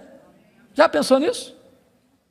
Por exemplo, quando Jesus ressuscitou com o corpo de glória, ele entrava numa casa com a porta fechada sem precisar abrir a porta. Quando Jesus ressuscitou com o seu corpo de glória, ele saía de Jerusalém, aparecia lá na Galileia, mais de 100 quilômetros, sem precisar percorrer o trecho. Quando Jesus ressuscitou com o corpo de glória, ele foi assunto aos céus, levado entre nuvens. Eu pergunto para você agora, com que velocidade Jesus voltou para o céu? Velocidade da luz? 300 mil quilômetros por segundo.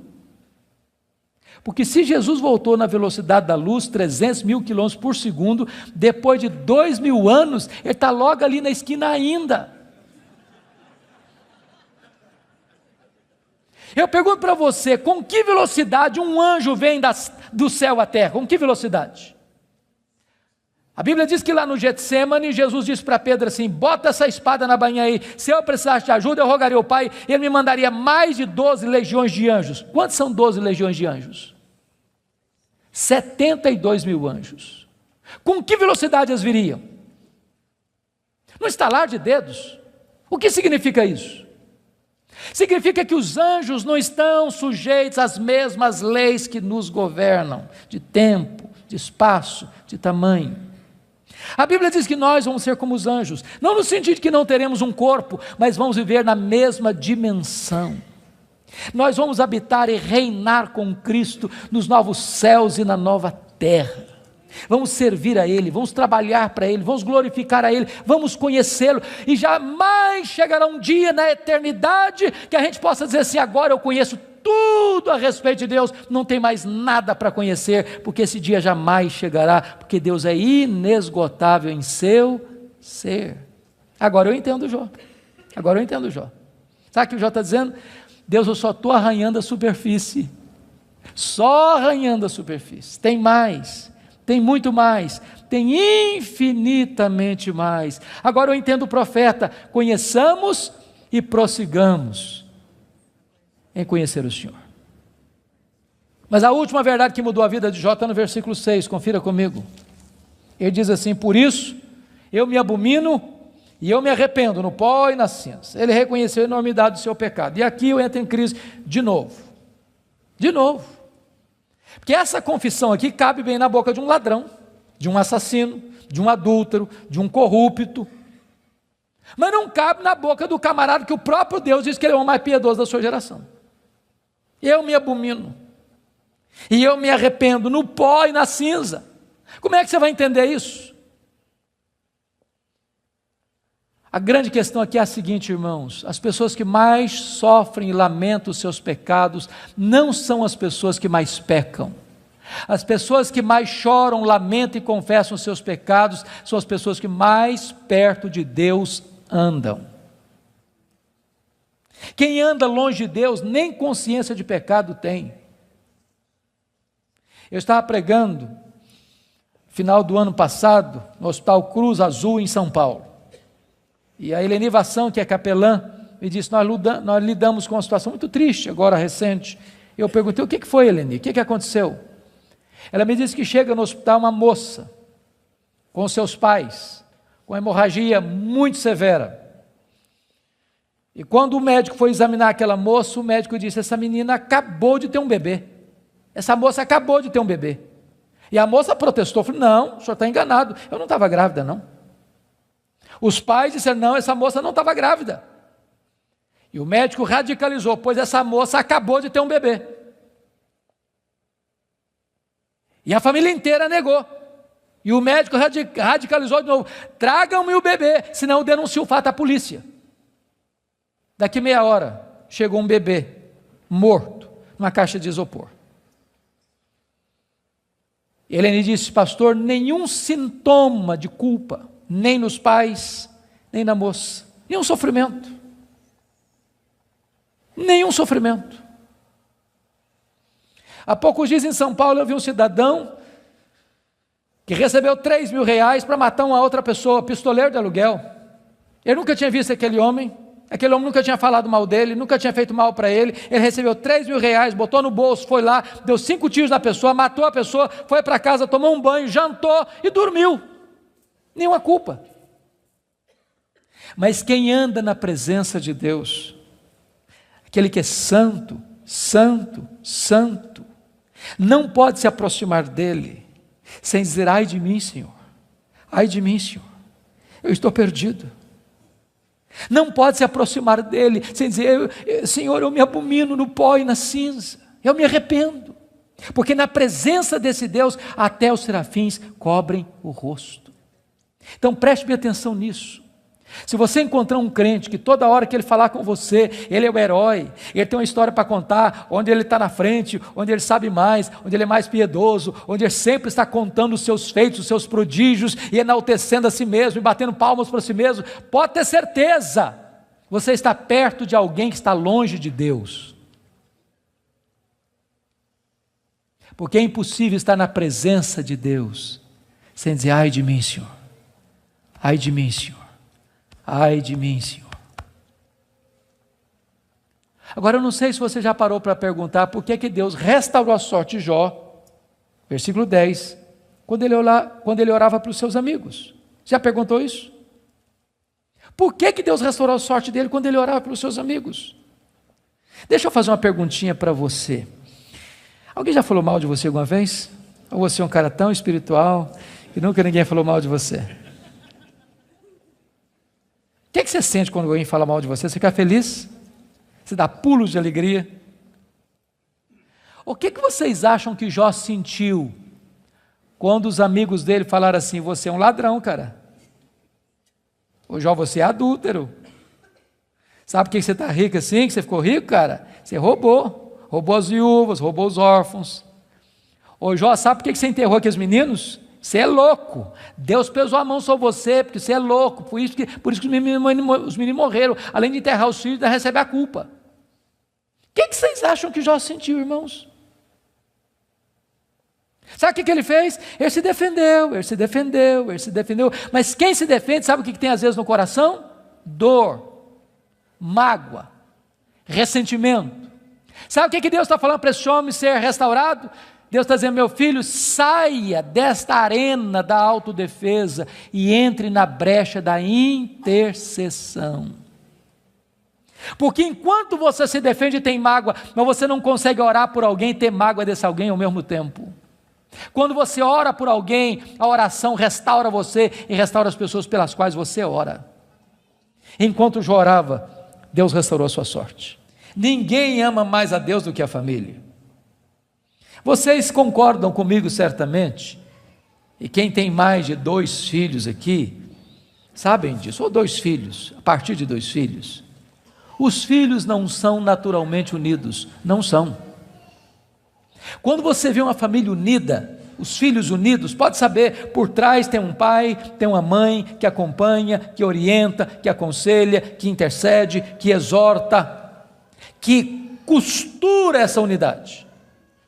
Agora, quando tem dinheiro é mais complicado ainda, porque dinheiro não tem liga, dinheiro não tem amálgama. Se você perceber no capítulo 1, versículo 2, Jó tinha 7 filhos e 3 filhas. E você nota que os filhos de Jó eram unidos, caminhavam juntos, celebravam juntos, festejavam juntos. Mas por que esses filhos são unidos? Capítulo 1, versículo 5 responde: porque Jó era um pai que orava pelos filhos, já era um pai que chamava os filhos para exortá-los, já era um pai que levantava sacrifícios em favor dos seus filhos. Ele estava preocupado com a salvação deles, com a santificação deles, com a piedade deles. E a preocupação de Jó não era apenas com a reputação dos filhos, que eles pecassem contra Deus no seu coração. Jó estava mais preocupado com a glória de Deus do que com a reputação dos filhos. Mas agora, com a permissão de Deus, não foi um dia, uma semana depois, um mês depois, um ano depois, nem uma década depois, foi no mesmo dia da tragédia financeira, que Jó recebe o mais amargo recado: seus 10 filhos morreram num único acidente. Agora pense comigo o que é um homem, o que é um pai, o que é uma mãe, levar para o cemitério todos os seus filhos num único dia. Como é que ele volta de lá? Como é que ele recomeça a vida? Como é que ele se ergue do luto? Como é que ele escreve dali para frente o seu futuro? Será que Jó blasfemaria contra Deus? Será que de fato ninguém ama mais a Deus do que a família?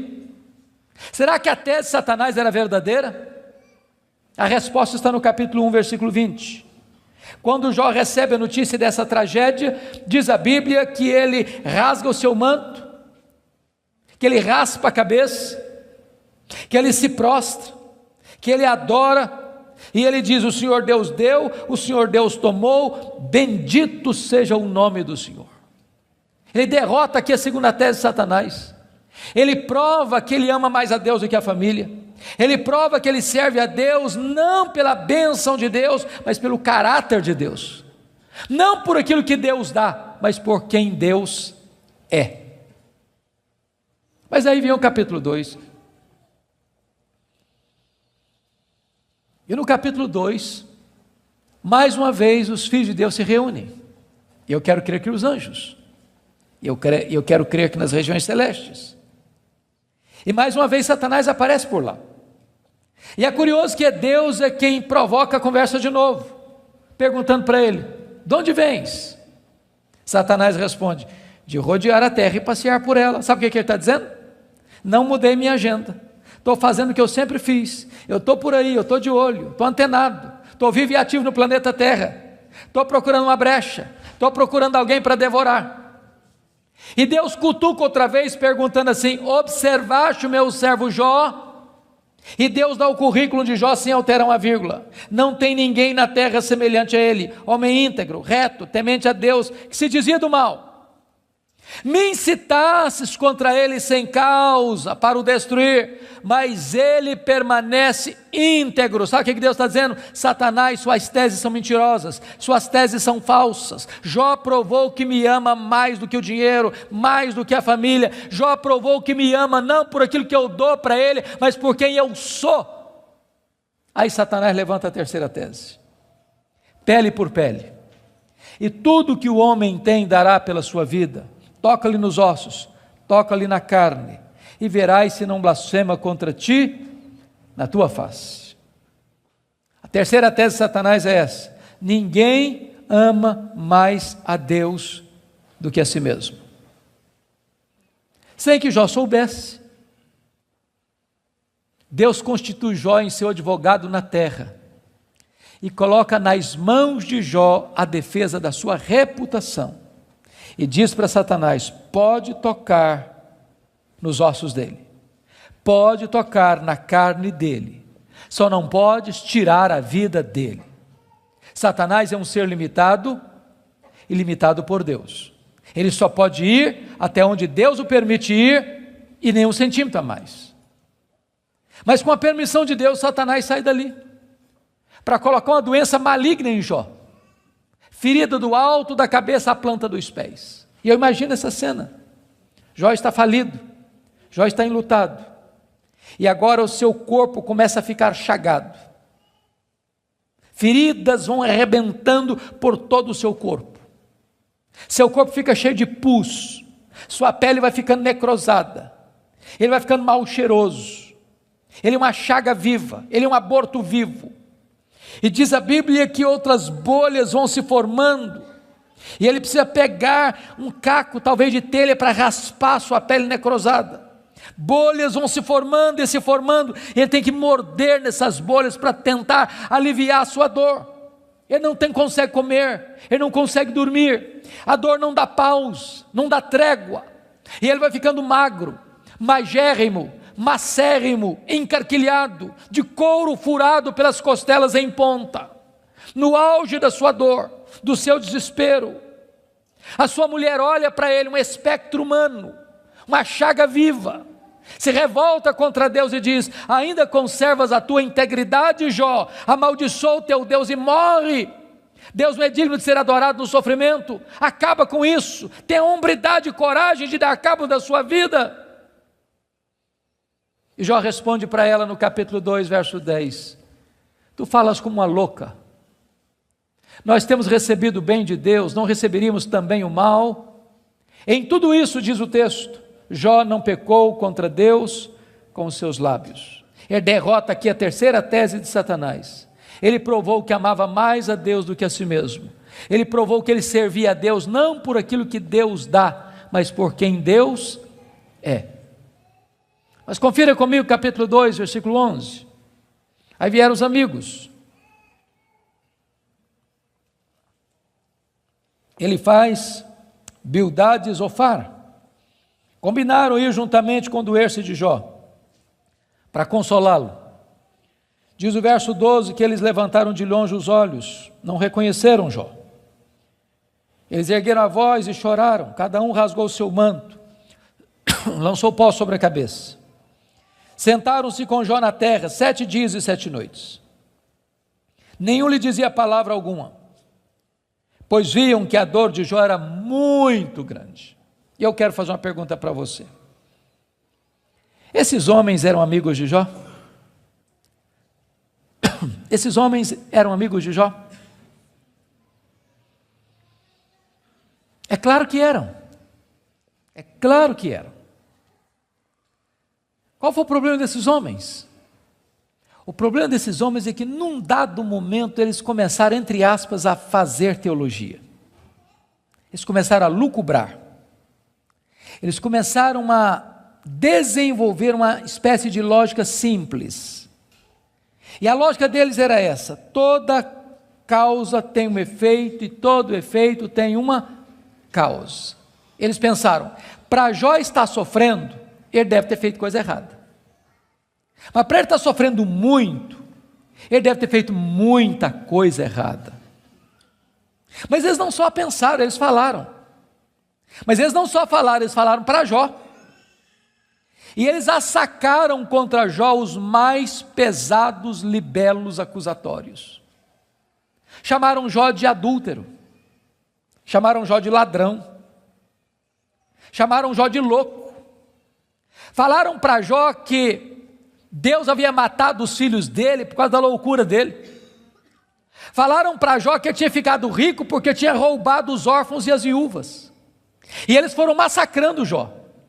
E eles foram cravejando Jó com as suas setas mais venenosas. E eles foram esmagando Jó com as suas críticas mais desumanas e cruéis. Eles foram passando Jó debaixo do rolo compressor da impiedade. O que é que Jó fez? O que você e eu faríamos? Ele começa a perguntar assim para Deus: por que, meu Deus? Mas por que eu estou sofrendo? Mas por que a minha dor não cessa? Mas por que os meus filhos morreram? Mas por que eu não morri no ventre da minha mãe? Mas por que eu não morri ao nascer? Mas por que os seios da minha mãe não estavam murchos de leite para eu morrer de fome? Mas por que o Senhor não me mata de uma vez? Ele levantou aos céus 16 vezes esta mesma pergunta: por quê, por quê, por quê, por quê? Ele levantou aos céus 34 queixas contra Deus. Mas você sabe que o universo não é infinito, porque a infinitude é um atributo exclusivo de Deus. Mas os astrônomos afirmam que o nosso universo tem mais de 93 bilhões de anos-luz de diâmetro. O que significa isso? Significa que se você pudesse voar à velocidade da luz, 300 mil quilômetros por segundo, nessa velocidade você demoraria mais de 93 bilhões de anos para ir de uma extremidade à outra do universo. Pois Deus criou tudo isso, Ele é maior do que tudo isso, Ele é seu Pai, e Ele está dizendo, Ele tudo pode. Pergunte a um astrônomo quantas estrelas existem. Sabe qual é a resposta dele? Eu não sei. Mas eles afirmam categórica e insofismavelmente que há mais estrelas no universo do que grãos de areia em todas as praias e desertos do nosso planeta. Vá um dia à praia, encha a concha da sua mão de areia, leve para casa, bote numa tábua de vidro e conte quantos grãos de areia você consegue colocar na concha da sua mão. Há mais grãos de areia, há mais estrelas no firmamento que todos os grãos de areia de todas as praias e desertos do nosso planeta. Deus não apenas criou todas elas, Deus conhece cada uma delas pelo nome. E por ser forte em força e grande em poder, quando as chama, nenhuma delas vem a faltar. Este é o seu Deus, Ele tudo pode. Mas não é apenas o macro-universo que nos impressiona, não, o micro também. Se você for hoje na sua casa, lá no quintal ou na varanda que tem uma planta, tire lá uma folha, por mais tenra e delgada que ela seja, ela é tão complexa quanto a região metropolitana da Grande Campinas. Chegue em casa hoje, vá na geladeira, pega um ovo, quebre numa frigideira. Aquela gema é mais complexa do que qualquer máquina que o homem jamais inventou. Dr. John Wilson, que é uma das maiores autoridades em oftalmologia no mundo, disse que há em cada um dos nossos olhos em torno de 2 milhões de fios duplos encapados, e se não for assim haveria um curto-circuito e nós ficaríamos cegos. Dr. Marshall Nirenberg, prêmio Nobel de Biologia, fez uma das mais fantásticas descobertas no século passado. Ele descobriu que nós somos um ser programado geneticamente. Ele descobriu que nós somos um ser computadorizadamente, geneticamente. Ele descobriu que você e eu temos em torno de 60 trilhões de células vivas no nosso corpo. Ele descobriu que em cada uma dessas células nós temos 1,70 m de fita DNA, onde estão gravados e computadorizados todos os nossos dados genéticos, a cor dos nossos olhos, a cor da nossa pele, o nosso temperamento. Se você espichar a fita DNA do seu corpo, você tem 102 trilhões de metros de fita DNA, você tem 102 bilhões de quilômetros de fita DNA no seu corpo. Daria para dar diversas voltas no sistema planetário. Dr. Lowy vai dizer que códigos de vida não se originam espontaneamente. Códigos de vida não se originam de uma explosão de milhões, de uma explosão, a mega explosão cósmica. Códigos de vida não se originam de uma evolução de milhões e milhões de anos. Códigos de vida foram plantados em você pelo Deus Todo-Poderoso, Criador dos céus e da terra. Ele tudo pode. Deixa eu ilustrar isso para você. Um pai caminhava pela rua com seu filho de 4 anos. Eu acho que todos vocês concordam comigo que as crianças parece que fizeram um curso de pós-doutorado em perguntas difíceis. Eu não conheço ninguém que faz pergunta mais complicada do que criança. E o menino voltou para o pai e perguntou assim: papai, qual é o tamanho de Deus? E o pai engasgou, porque não tinha uma resposta pronta para um menino de 4 anos. Permaneceu em silêncio, continuou caminhando. Daqui a pouquinho o pai escuta o ronco das turbinas de um avião supersônico lá nas alturas excelsas e diz: filho, olha para cima. O menino olhou: está vendo aquele avião, filho? Estou vendo, papai, estou vendo. Qual é o tamanho daquele avião, filho? Ah, papai, muito pequeno, estava muito longe. O pai pegou o menino pelo braço, levou-o no aeroporto. Lá tinha um jumbão de mais de 400 passageiros estacionado. O pai chegou bem próximo e disse: filho, está vendo esse avião? Estou, papai, estou vendo. Qual é o tamanho desse avião, meu filho? Ih, papai, mas grande, muito grande. pai diz: filho, Deus é do mesmo jeito. Quando você está longe de Deus, meu filho, Deus parece pequeno para você, aí seus problemas ficam enormes. Mas quando você está perto de Deus, meu filho, Deus é grande para você, aí os seus problemas ficam pequenos. Agora eu sei que tudo podes. A segunda verdade que mudou a vida de Jó está aí no versículo 2: e nenhum dos teus planos pode ser frustrado. Irmãos, não tem acaso, não tem sorte, não tem azar, não tem determinismo, não tem feitiço, não tem esse negócio de olho gordo. Você não precisa ter medo de sexta-feira 13. Você sabe que a mão de Deus dirige o seu destino. Nem um fio de cabelo da sua cabeça pode ser tocado sem que Deus saiba, sem que Deus permita, sem que Deus tenha um propósito.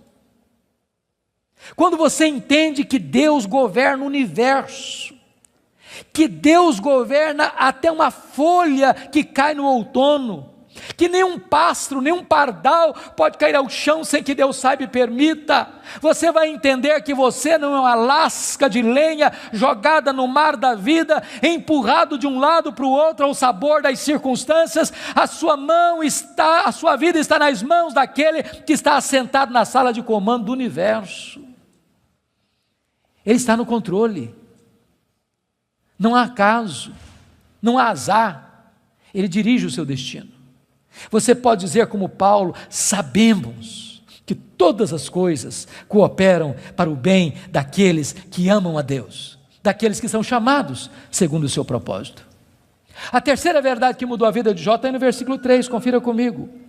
Ele diz assim: na verdade eu falei do que eu não entendia, coisas maravilhosas demais para mim. Ele reconhece a limitação do seu conhecimento. Mas para você entender isso aqui, eu lhe daria um conselho, se é que posso. Tira um sábado, tira um feriado, dá uma lida em Jó numa sentada só. Você vai descobrir coisa maravilhosa. Você vai descobrir que Jó, ao longo do livro, fez 3 coisas.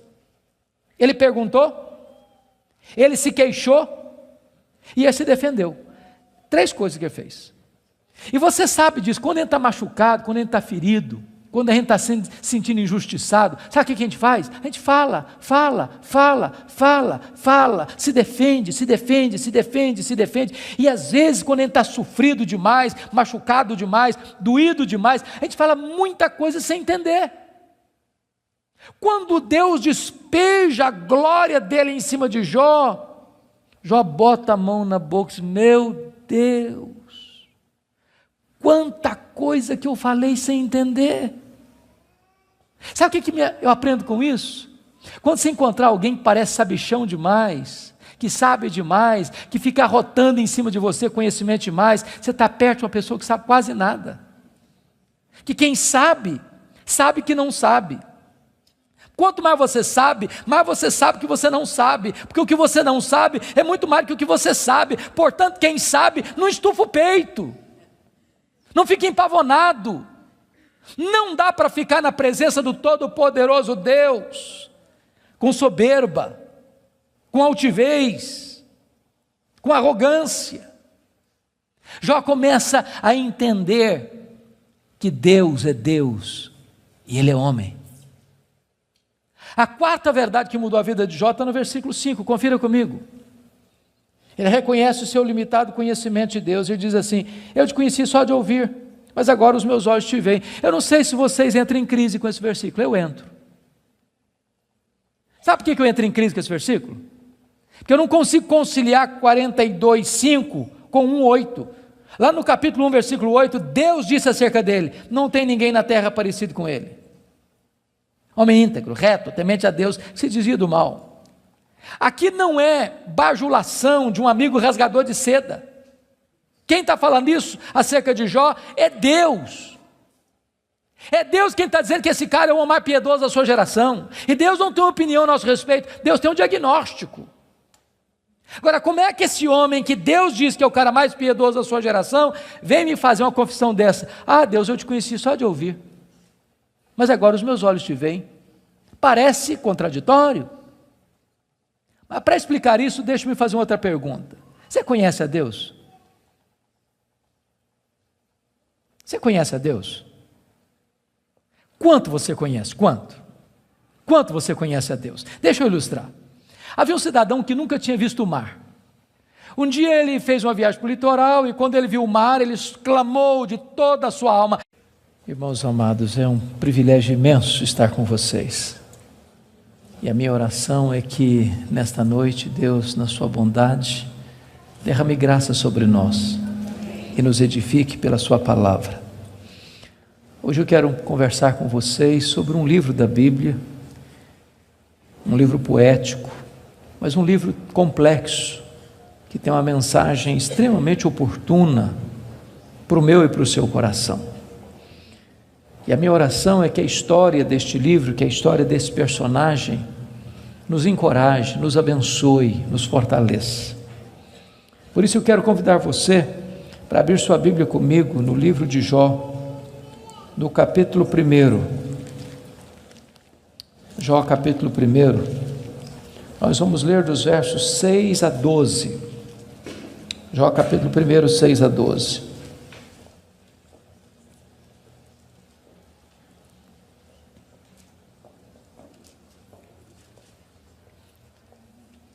Está escrito: num dia em que os filhos de Deus vieram apresentar-se perante o Senhor, veio também Satanás entre eles.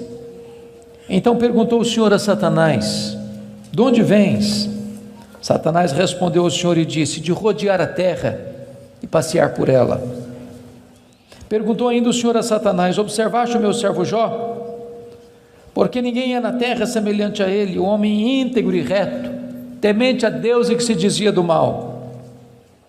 Então respondeu Satanás ao Senhor: porventura Jó debalde ou inutilmente teme a Deus?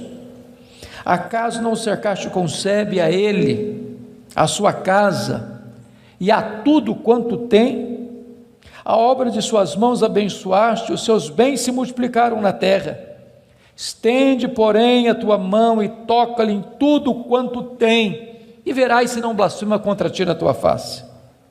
Disse o Senhor a Satanás: eis que tudo quanto ele tem está em teu poder, somente contra ele não estendas a tua mão. E Satanás saiu da presença do Senhor. Agora capítulo 2, versos de 1 a 6. Num dia em que os filhos de Deus vieram apresentar-se perante o Senhor, veio também Satanás entre eles apresentar-se perante o Senhor. Então o Senhor disse a Satanás: de onde vens? Respondeu Satanás ao Senhor e disse: de rodear a terra e passear por ela. Perguntou o Senhor a Satanás: observaste o meu servo Jó? Porque ninguém é na terra semelhante a ele, homem íntegro e reto, temente a Deus e que se desvia do mal. Ele conserva a sua integridade, embora me incitasses contra ele para o consumir sem causa. Então Satanás respondeu ao Senhor: pele por pele, tudo que o homem tem dará pela sua vida. Estende, porém, a tua mão e toca-lhe nos ossos e na carne, e verás se não blasfema contra ti na tua face. Disse o Senhor a Satanás: eis que ele está em teu poder, mas poupa-lhe a vida.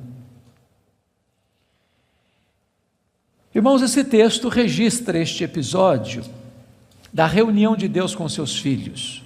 E eu quero crer que aqui são os anjos. Eu quero crer que esta reunião aconteceu nas regiões celestes. E a Bíblia não nos dá muitos detalhes, mas nos informa que Satanás apareceu por lá. E é curioso que quem provoca a conversa é Deus, perguntando para Satanás: de onde vens? Satanás responde: de rodear a terra e passear por ela. Satanás é uma espécie de turista inveterado. Ele está por aí, está de olho, está antenado, está procurando uma brecha, está procurando alguém para devorar. E Deus cutuca de novo perguntando assim: observaste o meu servo Jó? E Deus dá o currículo de Jó. Não tem ninguém na terra semelhante a ele. Em outras palavras, é o homem mais piedoso dessa geração. Homem íntegro. Íntegro é aquilo que você é com a porta do quarto trancada sem ninguém observando. Homem reto. Reto é aquilo que você é em público e todo mundo está vendo. Homem temente a Deus, princípio da sabedoria. homem que se dizia do mal, deliberadamente santo. Satanás poderia ter respondido assim: bom, esse eu não conheço ainda não, ando meio ocupado, tenho outras prioridades, quem sabe um dia eu dou uma olhada nele.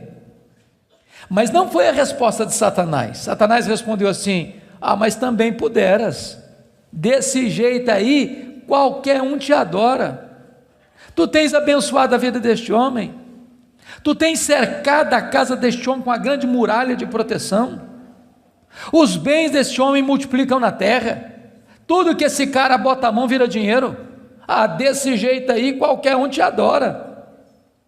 E Satanás insinua duas coisas aqui. Primeiro, ele insinua que Deus precisa subornar as pessoas com bênçãos para receber delas adoração. Satanás insinua que ninguém adora a Deus por quem Deus é, apenas por aquilo que Deus dá. Satanás insinua que as pessoas só se aproximam de Deus por causa das bênçãos de Deus e não por causa do caráter de Deus. Satanás insinua mais. Ele insinua que Jó não é honesto quando adora a Deus. Ele insinua que Jó descobriu que religião é uma grande sacada, que esse negócio de religião dá lucro, que o vetor que move Jó em direção a Deus é o lucro. Mas se Deus tirar de Jó o que o próprio Deus deu para Jó, esse Jó blasfema, em vez de adorar. A grande pergunta é: o que um homem tem? Um homem tem família, um homem tem bens. Satanás diz para Deus: toca no que ele tem, e verás se não blasfema contra ti na tua face. Satanás levanta aqui duas teses. A primeira delas: ninguém ama mais a Deus do que o dinheiro. Segunda tese: ninguém ama mais a Deus do que a família. Sem que Jó soubesse, Deus constitui Jó em seu advogado na terra e coloca nas mãos de Jó a defesa da sua reputação e diz para Satanás: pode tocar no que ele tem, só não podes tocar na sua vida. Em outras palavras, Satanás é um ser limitado e limitado por Deus. Ele só pode ir até onde Deus o permite ir e nem 1 centímetro a mais. Nas palavras de Martinho Lutero, Satanás é um cachorro na coleira de Deus. Ele só pode ir até onde a coleira o permite ir e nem 1 centímetro a mais. O nosso Deus manda no céu, o nosso Deus manda na terra, o nosso Deus manda no inferno. Ele manda nos anjos, ele manda nos homens, ele manda nos demônios. Agora, com a permissão de Deus, obviamente, Satanás sai dali para fazer um verdadeiro terremoto na vida financeira de Jó. Confira comigo, capítulo 1, versículo 3, quão rico era esse homem. Na parte final do verso 3, somos informados de que este homem era o maior de todos os do Oriente. Sabe o que significa isso? Ele era o homem mais rico da sua geração. Já fomos informados que ele era o mais piedoso. Agora somos informados que ele é o mais rico. E aqui cai um mito. O mito de que um homem rico não pode ser piedoso. Não é verdade isso. É possível ser rico e o mais rico, e é possível esse rico ser piedoso e o mais piedoso. O problema não é ter dinheiro, o problema é o dinheiro nos ter. O problema não é ter dinheiro no bolso, o problema é entronizar dinheiro no coração. O problema não é o dinheiro, o problema é o amor do dinheiro. Agora notem vocês que no capítulo 1, versículo 15, 16 e 17, Satanás vai usar 3 elementos para levar Jó à falência: os sabeus, o fogo e os caldeus.